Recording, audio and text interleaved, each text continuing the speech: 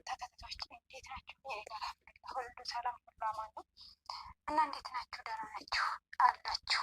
ስራ፣ ጤና፣ ኑሮ ሁሉ ሰላም ሁሉ አማን ከኔ ጋር አልሐምዱሊላህ ሁሉ ሰላም ነው። እንግዲህ ዛሬ እንደው በሚገርም ወሬ ከች ብዬላችኋለሁ ማለት ነው። እናንተም ቪዲዮ ሲደርሳችሁ ሼር፣ ሰብስክራይብ፣ ላይክ እያደረጋችሁ አበረታቱኝ እላችኋለሁ ውዶች።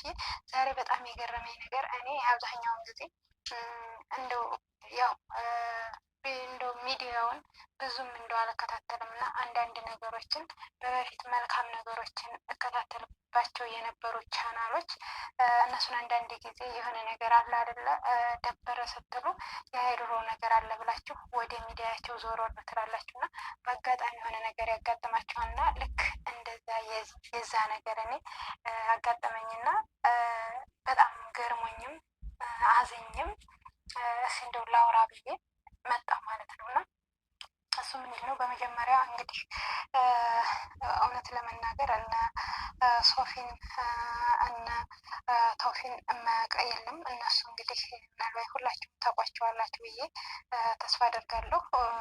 እና መሀል ላይ የእነሱ ጓደኛ እንግዲህ ኪያና እንዲሁም አኑ የሚባሉት ፍቅረኛሞች እንግዲህ በእነሱ ዙሪያ እንደውም በቶፊ ዙሪያ ነበረ እና ብዙ ነገሮችን ሲካሄዱ የነበሩት በበፊት የእነሱ ሚዲያ የማያውቅ የማይጎበኝ የለም ብዬ ተስፋ አደርጋለሁ።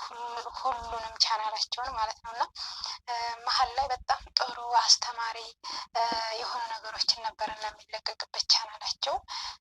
እንግዲህ ኪያና አኑ ከመጡ በኋላ ብዙ ጊዜ የሚለቀቁት ቪዲዮዎቻቸው በጣም በቃ እነሱ ደግሞ በጣም በቃ የተለየ ብን ያለ ፍቅር እንግዲህ ከኪያ ጋር ያነፈሰ ፍቅር ነበር የያዘው እና እንግዲህ የወፍጮ ልጅ ፍቅር ተብሎ የተተወነውን ድራማቸውን እንግዲህ ሳታውታጠሩ ብዬ ተስፋ አደርጋለሁ። እሱ ድራማ በጣም የሚገርም ነበረ ሶፊ እየሰራ የነበረው እና እንግዲህ ልጁም ከመጀመሪያ ጀምሮ የነበረውን ሲያፈቅራት የነበረዋትን ፍቅረኛውን እንግዲህ በሶፊ ዙሪያ ብዙ ነገሮችን ብዙ መጽዋዕትነትን አድርጎ ካገኛት በኋላ ከተገናኙ በኋላ እንግዲህ መሀል ላይ ሲጣሉም ሲታረቁም በጣም ብዙ ብጥብጥ ተፈጥሮ ነበር። በጣም በሚገርመው ነገር ማለት ነው። እዚህ ጋር ግን አኑ ጋር የተረዳውን ነገር ቢኖር እውነት ለመናገር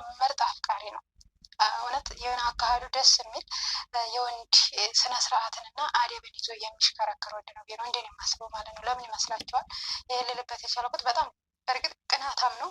ሁለተኛ ሚዲያዎቹ እሱ ከመጡ በኋላ ነው ብዙ ችግሮችና ብጥብጥ እየተፈጠሩ የነበረው እና ያም ደግሞ የሆነበት ምክንያት እንደኔ በቃ ከልቡ አፍቃሪ ስለሆነ አትንኩብኝ፣ በጣም እፍ ያለ ቅናት አለበት። እንግዲህ ኪያን አትንኩብኝ፣ አትድረሱብኝ ነው በቃ ጨብጧት፣ ያው እንደ ወረቀት አትተጣጠፈው ብላ ነው እንጂ ኪሱ ሁሉ ጨብጧት ለመዞር ነው የሚፈልገው እና እሷ ደግሞ ትንሽ ኃይለኝነት አለባት ኪያ። እንግዲህ እንደምታውቁት ዛሬ እንግዲህ ኪያ እንግዲህ ባለችበት ሆነን ለመናገር አላህ ይጠብቃት። በህይወት ዙሪያ የመጣ ነገር ደግሞ በጣም ከባድ ነው። እንግዲህ ቤታቸውን ካያችሁት በጣም የሚያስጠላና የሚያስደነግጥ ሁኔታ ላይ ነው ያሉት እና ታግታለች ነው የሚባለው። እንግዲህ አንዴ በካሜራ መናቸው። በነገራችን ላይ እኔ አሁን ላይ ማን እንደሚታመን ማን እንደው ሰው እኮ 30 ጊዜ በቃ ጉልበተኛ ጤነኛ ምን ቢሆን የሰው ልጅ ያለ ሰው አይሆንም።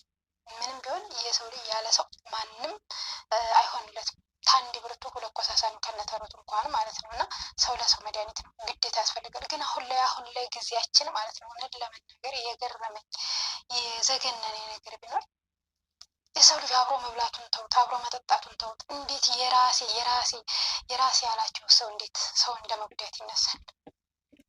እንዴት ይደረጋል? እንዴት አይታችሁታል? እንግዲህ ጓደኛቸውን ምን እያለ እንደነበረ ምንድን ነው ያለው?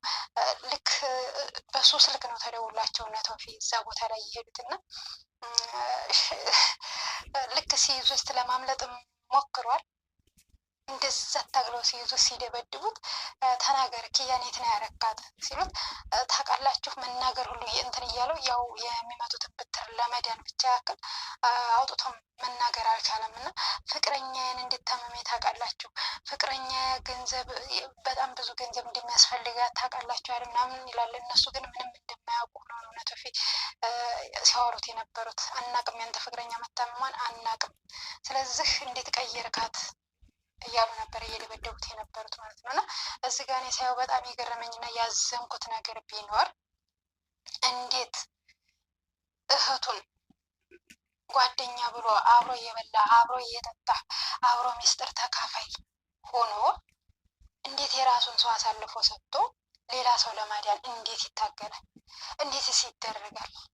እንዴትስ ይደረጋል? ይህ ነገሩን እኔ ከዛ ከጓደኛቸው የተረዳሁት ነገር ቢኖር ምንድን ይሄ ልጁ እውነቴን ነው የምላቸው የሌላም ልምድ ያለበት በቃ ሌላም ልምድ ተሞክሮ አለው ማለት ነው እንጂ እውነት የዚችኛቱን ህይወት አጥፍቶ አስጠፍቶ የእሱን ፍቅረኛ ህይወት ለማትረፍ እንዴት የሰውን ነፍስ አደጋ ላይ ጥሎ ሌላ ህይወት ለማትረፍ እንዴት ይጥራል? ሰው እንዴት ይታገላል?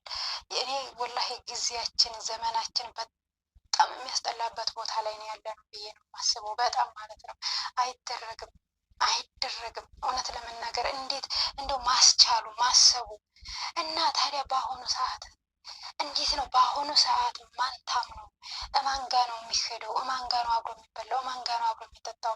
እማን ጋ ነው አብሮ እከሌ ጓደኛ ነው፣ እከሌ እህቴ ናት፣ እከሌ ወንድሜ ነው፣ እከሌ ተብሎ ከማን ጋ ነው ተወጥቶ የሚገባው?